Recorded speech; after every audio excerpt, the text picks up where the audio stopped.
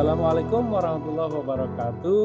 Halo keluarga Jakarta, izinkan sebelum membuka podcast keluarga Jakarta kali ini saya ingin berpantun. Pulau Seribu, pulau ternyaman, terbentang luas lautnya. Perkenalkan, saya Dede Irawan yang akan menemani keluarga Jakarta. Senang sekali rasanya kali ini dapat berjumpa bersama di podcast keluarga Jakarta. Tema podcast keluarga Jakarta kali ini adalah PKB non-PNS sebagai ujung tombak program Bangga Kencana di Kabupaten Administrasi Kepulauan Seribu. Nah, saat ini hadir Ibu Uswatun Hasanah atau lebih dikenal dengan Mbak Uswa. Halo Mbak Uswa, apa kabar? Halo, baik. Iya, terima kasih atas kehadirannya. Silahkan Mbak Uswa perkenalkan dulu nih ke keluarga Jakarta. Halo keluarga Jakarta. Perkenalkan, nama saya Uswatun Hasanah, biasa dipanggil Uswa. Saya sebagai PKB non-PNS di Sudin PPAPP dari tahun 2015 di Kelurahan Pulau Tidung. Pulau Tidung ya Mbak Uswa ya. Ya, terkait dengan tugas-tugas Mbak Uswa nih, sesuai dengan tema tadi, Bangga Kencana, pembangunan keluarga, kependudukan, dan keluarga berencana. Sebenarnya program-program itu apa sih yang sudah diterapkan di Kelurahan Pulau Tidung itu?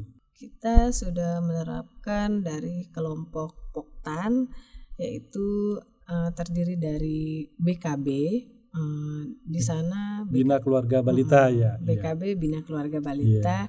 Di sana ada 2 kelompok Pak, dari kelompok BKB Tunas Bahari dan BKB Anugrah. Ya, apa saja yang sudah dilaksanakan di kelompok BKB tersebut Mbak Uswa? Untuk keluarga balita kita sudah melakukan pembinaan KIE, di mana sasarannya itu kepada ibu yang mempunyai balita. Jadi untuk kegiatan keluarga bina keluarga balita itu sasarannya adalah ibu yang memiliki balita ya. Iya. Itu juga bagian dari kita penanganan stunting ya. Terkait dengan kegiatan penyuluhan dan KIE juga bisa menggunakan media. Nah, media apa saja sih yang sudah digunakan oleh Mbak Uswa? Kita menggunakan seperti media lembar balik, KIE Kit, yang di mana kita dapat dari kantor Sudin PAPP. Nah, kita sudah menerapkan itu di 2 BKB, BKB PAUD maupun Anugrah. Oh iya, itu adalah BKB Kit Stunting ya, bagian dari penanganan stunting di Kepulauan Seribu. Kemudian selanjutnya untuk kelompok sasarannya remaja, bina keluarga remaja, apa saja yang sudah dilakukan Mbak Uswa?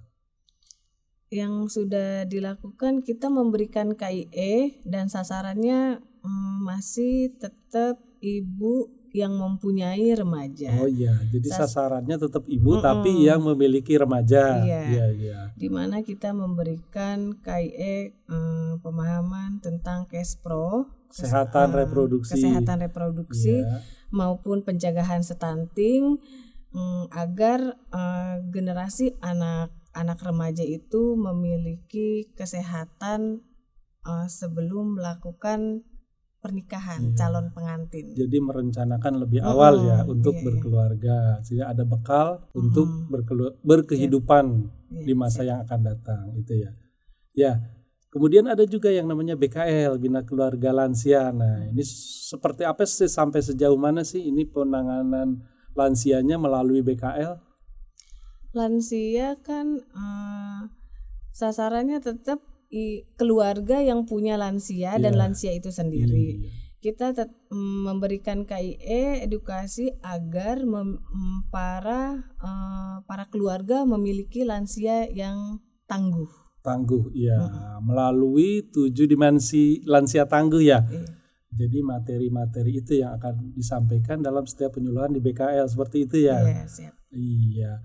Kemudian ada juga kelompok kegiatan pemberdayaan ekonomi akseptor ya, atau kalau disingkat UPPKA. Nah, itu UPPKA di Kepulauan Pulau Tidung seperti apa tuh Mbak Uswa?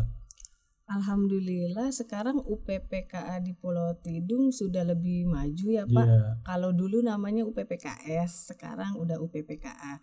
Nah, kalau dulu memang jarang sekali orang tahu Nah, kalau sekarang udah banyak yang tahu karena sekarang kan kita sudah kerjasama dari Jackpreneur yang UPPKA dimasukin ke Jackpreneur juga. Nah, dari situ perekonomian juga mulai bagus karena dari kantor Sudin PPPP kita melakukan pelatihan-pelatihan untuk membuat makanan-makanan produk ya, peningkatan produknya. Kemudian juga dari unsur pengemasannya ya. Iya, betul. Pengemasannya sehingga mungkin punya nilai jual dan punya nilai daya saing ya. Iya. Dan mungkin ada juga kelompok kegiatan seperti PIK Remaja. Nah, ini PIK Remaja di Kepulauan Tidung itu seperti apa nih? Biar keluarga Jakarta tahu nih.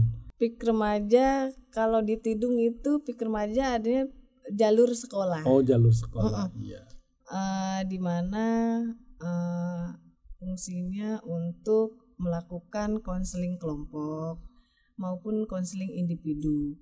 Nah, kita biasanya sudah melakukan KIE maupun pelatihan-pelatihan dari kantor kita sendiri, Pak. Ya. Jadi terkait materi apa nih di PIK Remaja ini? Kita biasanya melakukan materi kesehatan reproduksi maupun stunting. Iya. Juga ada yang namanya mungkin materi tentang kita bagi remaja untuk penanaman materi terkait konselor sebaya ataupun pendidik sebaya ya. Iya, betul. Iya. Itu mungkin yang disampaikan Mbak Uswah bagian dari program pembangunan keluarga ya, di mana kelompok-kelompok kegiatan itu bisa mendukung sebuah program Bangga Kencana yang ada di Kepulauan Pulau Tidung. Nah, terkait dengan program kependudukannya, salah satunya adalah melalui pembentukan kampung keluarga berkualitas. Nah, seperti apa sih di pembentukan awalnya Kampung KB sehingga saat ini bisa terbentuk kampung keluarga berkualitas di Kelurahan Pulau Tidung? Untuk program kependudukan diawali dengan advokasi, yaitu dengan lurah, camat, RT, RW, PKK maupun instansi lainnya. Nah, di Kampung KB kita itu mencakup seluruh kegiatan yang ada di Kelurahan Pulau Tidung. Oh, jadi untuk kampung keluarga berkualitas itu adalah merepresentasikan sebuah program-program yang ada di Kelurahan Pulau Tidung. Iya, betul. Kemudian di sana juga mungkin ada dari hasil presentasi rekapitulasi data-data juga ada semacam display di mana disajikan rumah dataku ya. Ya, seperti apa sih rumah dataku di Kelurahan Pulau Tidung? Rumah dataku kita mencakup display data-data yang ada di Kelurahan Pulau Tidung, dari data kependudukan, dari data PUS, dari data Lampit. Nah, semuanya itu ada di rumah dataku. Tersaji di rumah dataku ya. Iya, betul. Berdasarkan pengumpulan, data, kemudian pengolahan, analisis, lalu di display istilahnya ya dalam rumah dataku. Betul. Iya. Nah, ada satu lagi terkait dengan sekolah siaga kependudukan nih di Kepulauan Pulau Tidung. Nah, seperti apa? Ada tidak? Sudah ada, Pak. Sudah ada ya. Iya. Di mana tuh? Ada di SMPN 241. 241 ya. Oh ya, berarti sudah ada ya program sekolah siaga kependudukan. Iya, berarti sudah lengkap nih di Kelurahan Pulau Tidung ini ya. Ya. Nah, itu tadi program terkait kependudukan. Kemudian keluarga berencananya nih terkait dengan akseptor ya. Orang mungkin keluarga Jakarta ini mengenalnya dengan akseptor KB. Seperti apa sih Mbak Uswah program-program dalam bidang keluarga berencana ini yang sudah dilakukan? Kalau untuk keluarga berencana kita selama ini sudah melakukan KIE counseling, di mana kita mengajak akseptor untuk melakukan KB MKJP seperti IUD, implan maupun MOW. Selain dari metode kontrasepsi yang sederhana ya, seperti pil dan suntik. Iya. Ada nggak hal-hal yang unik gitu ya, waktu melaksanakan kegiatan atau melakukan tugas terkait dengan mengedukasi masyarakat terkait calon akseptor KB itu? Kalau hal uniknya itu, kalau tentang KB kita pernah melakukan KB yang membawa KB MOW, Pak. Calon akseptor KB MOW, iya. Karena kita harus berangkat ke Jakarta. Iya, dengan kapal iya. Kita bawa. Nah, di sana kita sebagai penyuluh keluarga berencana, kita seperti suster. Jadi kita yang melayani sampai kita tuh pengalaman ya Pak, sampai kita kena muntah.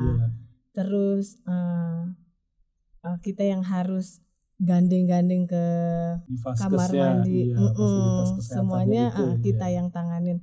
Tidur harus bisa di kursi, tapi kita melakukannya dengan ikhlas sebagai penyuluh keluarga berencana. Iya, sungguh luar biasa ya, itu mungkin berbeda keluarga Jakarta dengan kondisi para penyuluh KB di darat. Ini hal yang unik yang kita temukan di Kepulauan Seribu ini. Nah, mungkin terkait dengan penanganan stunting, kan kita mengenal dengan tim pendamping keluarga nih. Di Kepulauan Pulau Tidung kan sudah terbentuk tim pendamping keluarga ya, dalam rangka mendampingi keluarga berisiko stunting.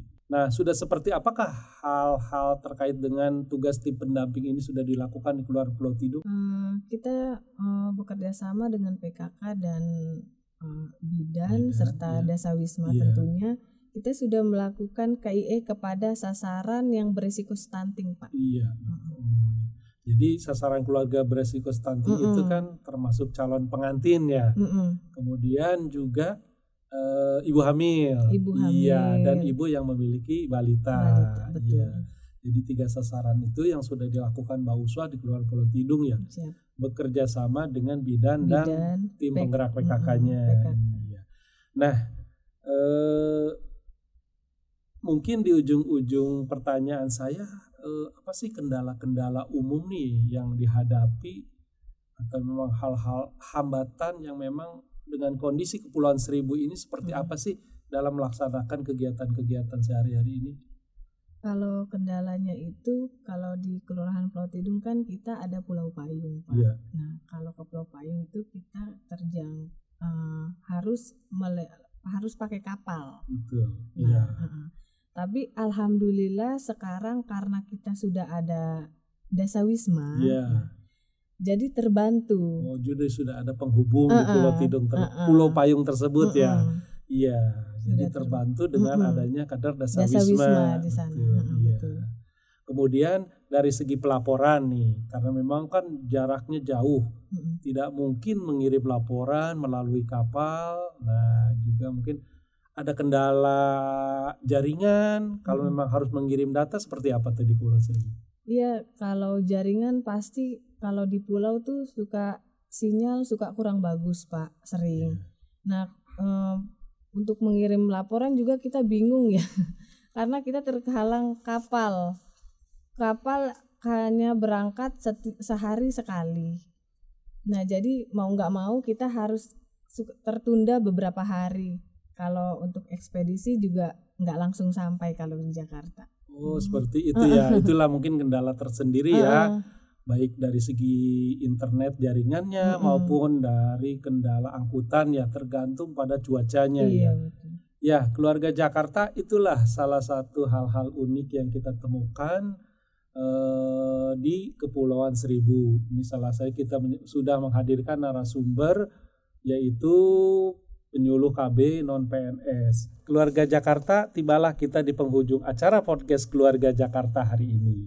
Kita bisa mengambil kesimpulan dengan kondisi Kepulauan Seribu yang unik ini, ada beberapa hal yang tetap kita laksanakan. Tadi penekanan dari Mbak Uswa, ada kegiatan-kegiatan Poktan yang sudah dilaksanakan, baik itu bina keluarga balita, bina keluarga remaja, bina keluarga lansia, UPPKA, serta PIK remaja. Selain itu pula sudah terbentuk kampung keluarga berkualitas, rumah dataku, serta peningkatan peserta aktif akseptor KB di Kelurahan Pulau Tidung.